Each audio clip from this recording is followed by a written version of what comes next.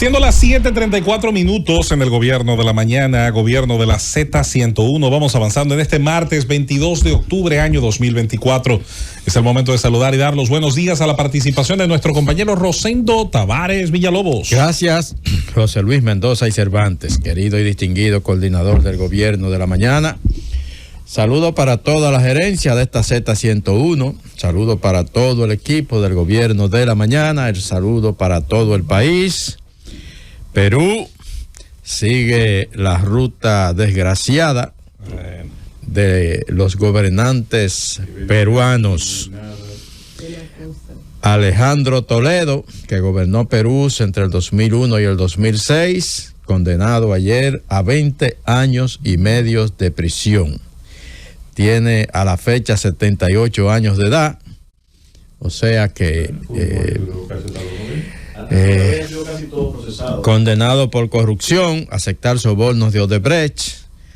Hay que recordar que por aceptar sobornos o por casos por el caso Odebrecht. Por el caso Odebrecht también fueron a la cárcel Ollanta Humala y Pedro Pablo Kuczynski. Alan García, que también estaba acusado en el mismo caso, terminó suicidándose. Hay una frase, Rosendo, disculpa poco tiempo, pero hay una frase en el libro Conversación en la Catedral, que es parte de la cultura peruana, que dice: ¿cuándo se jodió el Perú? Y que ha sido utilizada, está en Conversación en la Catedral de Mario Vargas Llosa, y que ha sido repetida, le han hecho hasta canciones. Y hoy es un momento para uno preguntarse: ¿cuándo se jodió la democracia en América Latina? Bueno, Alberto Fujimori no fue por el caso Odebrecht, fue por aquellos casos de abuso de lesa humanidad y todo eso de lo que se le acusó. Que le siguió el fiscal, que fue nuestro invitado. Se pasó más de 15 años en la cárcel, lo liberaron recientemente, acaba de morir en el Perú. La verdad es que la situación política en el Perú ha sido bastante inestable desde hace mucho tiempo, comenzando por aquel controversial Bucarán. Ese era de Ecuador, ese. Eso era Ecuador. Sí, escúcheme. No, pero no te creas. Sí. En Perú empezó con Velasco Alvarado, en el caso de Velasco Alvarado. Sí, pero Fujimori fue que lo... Velasco Alvarado.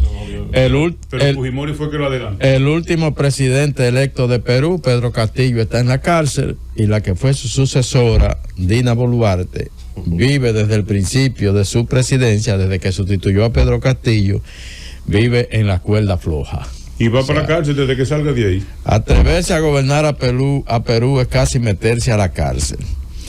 Cuba, 6 muertos dejó el paso del huracán Oscar por la isla. La isla sigue todavía en medio de un apagón general. Los informes de esta mañana hablan de que algunas zonas de La Habana recobraron energía eléctrica.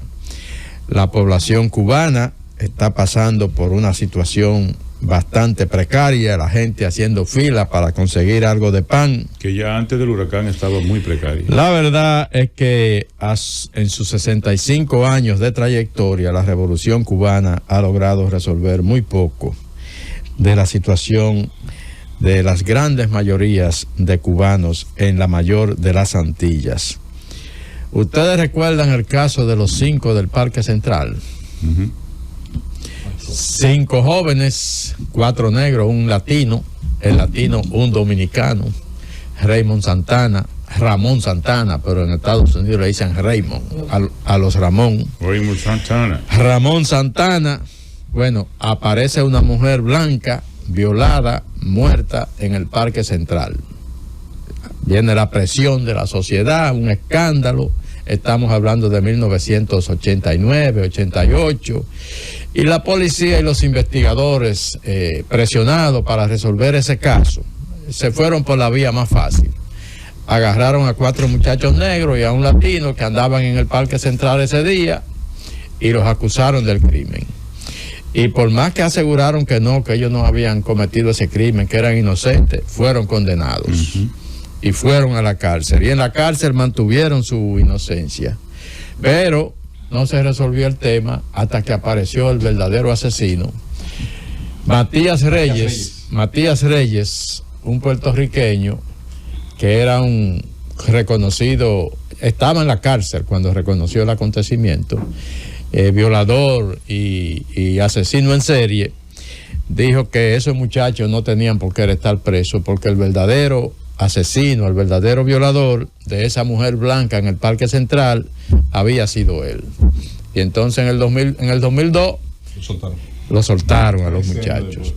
Eso es bueno, es buen mensaje para aquellos que pretenden que los intercambios de disparos, que entre comillas son la manera de reducir la delincuencia.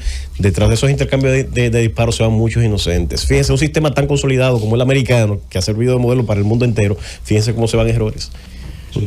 Para que se sepa. Ahí incidió mucho el tema de que era fácil condenar a un negro. Era fácil en ese entonces condenar a un negro, a un latino.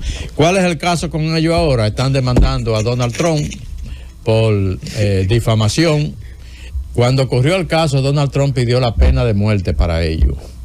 Y cuando se resolvió entonces en el 2002 que los liberaron, Donald Trump dijo que esa era una sentencia que daba vergüenza, que tenían que seguir presos porque eran unos criminales y unos asesinos, pese a que ya se había demostrado que eran inocentes, por lo menos en ese caso.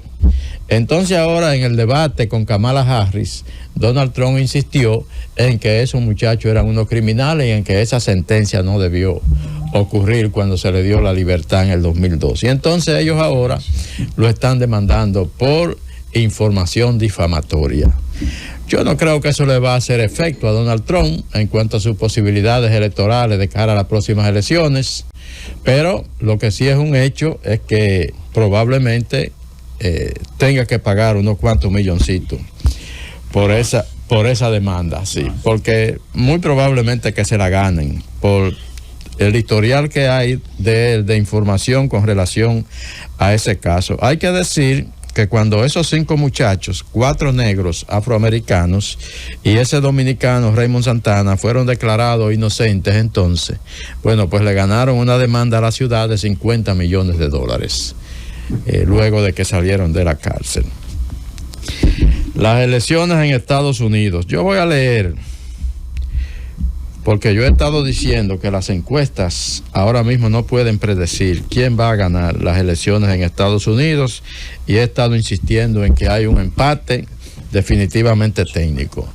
Entonces hoy el New York Times está publicando un informe con respecto a la situación actual de la campaña en ese país. El New York Times dice que las encuestas no son lo suficientemente precisas como para que una ventaja de 0,2 puntos por ciento transmita información significativa. A 2 semanas de las elecciones presidenciales, las encuestas empiezan a quedarse sin margen para ponerse más reñidas. Kamala Harris y Donald Trump están prácticamente empatados, sin que ninguno de los candidatos esté a la cabeza ni siquiera por un solo punto en el promedio de las encuestas de The New York Times. En 5 estados claves en disputa como Pensilvania, Michigan, Nevada, Wisconsin y Carolina del Norte. Y agrega, con unas encuestas tan reñidas, el término lidera realmente debe ir entre comillas. Si la diferencia entre llevar la delantera o ir por detrás es 0,2 puntos, puede parecer muy significativa. Al fin y al cabo, parece la diferencia entre que un candidato gane o pierda. Sin embargo, las elecciones no las deciden las encuestas, las deciden los votantes. En consecuencia, una ventaja o desventaja de 0,2 puntos en la media de una encuesta no es la diferencia entre que un candidato gane o pierda, aunque pueda parecerlo. Las encuestas simplemente no tienen la precisión suficiente como para que una ventaja como esta transmita información significativa. Están más que empatados los 2 candidatos, y hoy el New York Times, en este artículo que publica sobre la situación del proceso electoral, está confirmando que no se sabe quién va a ganar con certeza el día 5 de noviembre. Llévatelo, Cundo.